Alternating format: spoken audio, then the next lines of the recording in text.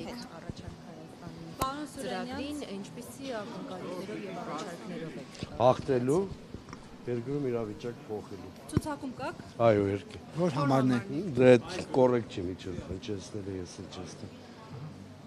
Լավ, հաստատուն դիրքերում։ Այսինքն առաջին տեղում եք։ Չէ, ես դες բան չասեցի։ Առաջին տեղում ով է։ Ինձ ակնհայտ է ձեր հարցը, Գագիկ Ծառուկյան։ Վարչապետի Ես իրավունք չունեմ այդ հարցը։ Անակնկալ է լինելու պարոն Սուրենյանցը։ Չեմ կարծում, երբ որ անհրաժեշտություն լինի, պարոն Ծառուկյանը կհայտարարի։ Ներողություն ասեցի Գագիկ Ծառուկյանն է առաջին համարը ցուցակի։ Այո։ Այսինքն անակնկալ չի լինելու վարչապետի տեխնացուի անունը։ Ես չեմ կարծում, որ այսօր այդ մասով ինչ-որ բաներ նորություններ ենք լսելու։ Բայց եթե առաջին ցուցակն ավտոմատն է վարչապետի տեխնացու։ Ավտոմատ ոչ մի բան չի ենթադրում, եթե քաղաքական ուժը հստակ մեծամասնություն 50% գումարած մեկ չի հավաքում։ Պարոն Սուրենյան, շատ Այսինքն ներողություն, դուք արդեն այս գլխից հույս ունեք, որ 50+1 չեք հավաքել։ Մենք գնում ենք հաղթելու։ Չէ, բայց եթե պարոն Ծառուկյան Բայց շատերը Իշխանությանը չեն հավատում այդ հաղթանակին ընդդիմության, ասում են հաղթանակի համար մեծ կոնսոլիդացիա է պետք, այս պահին շատ մեծ առնվազն 3 կոնսոլիդացիա տեսնում եմ այս բանին ես։ բայց մեծամասնություն կազմելու հեռանկարով։ Իհարկե։ Այս բանին շատ մեծ 3 կոնսոլիդացիա կա։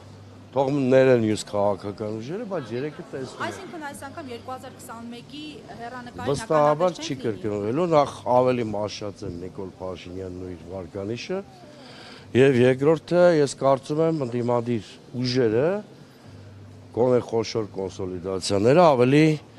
պատրաստված վիճակում են մասնակցել ընտրություններին։ կան ընդդիմադիր ուժեր, որոնց հետ բացառում եք համագործակցությունը։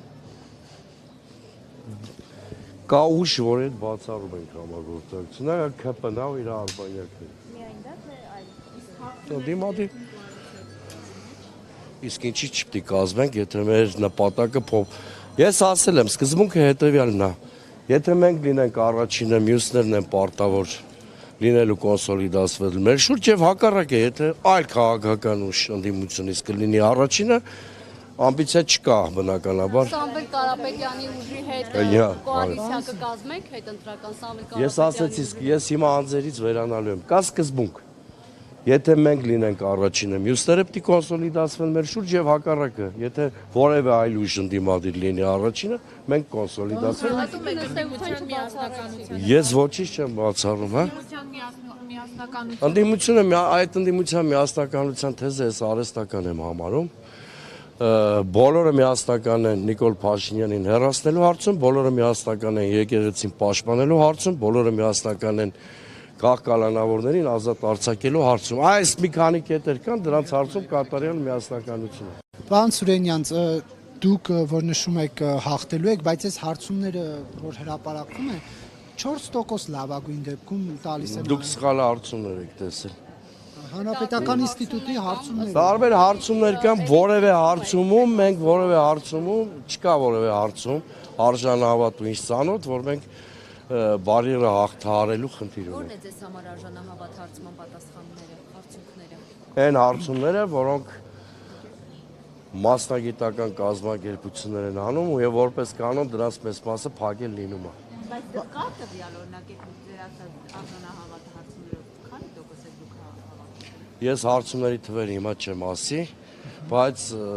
մենք այսինքն 50% գումարած մեկ միայն մենք,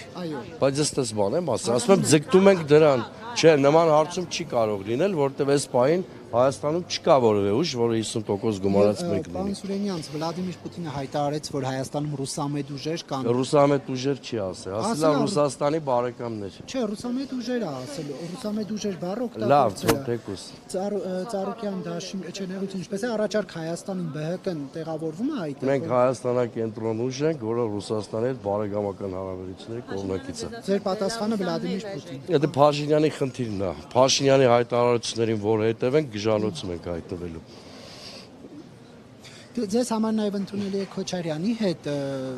կոալիցիան, պարոն Սուրենյանց, Փաշինյանին հեռացնելու հարցում։ Ես ասացի կգան ընտրությունները, արդյունքները ամփոփված կլինեն։ Հիմա ենթադրենք եկել է, Ես ենթադրություններով չեմ առաջնորդվում, երբ որ թոշակի կգնամ, բայց պետք է ռիսկերը կառավարել, պարոն Սուրենյան։ Ռիսկերը կառավարելու խնդիր չկա։ Ընդդիմադիր ցանկացած ուժի հետ համագործակցություն մեր համար կոմֆորտ է, եթե իշխանությունը փոխվելու է։ Այդ թվում նաև պարոն Քոչարյանի հետ, որի օրոքի դեպ դուք քաղբանտարկյալ էիք։ Ինչ կապ ունի։ Համենայն դեպս Քոչյանի օրոք այն խայտարակությունը չեմ ունեցել որպես քաղաքական գործիչ, որի գործնական օրոք Արցախը հանձնվել է։ Եթե ձեզ թվում է, ես հիմա պիտի դնեմ իմ ազնական կենսագրության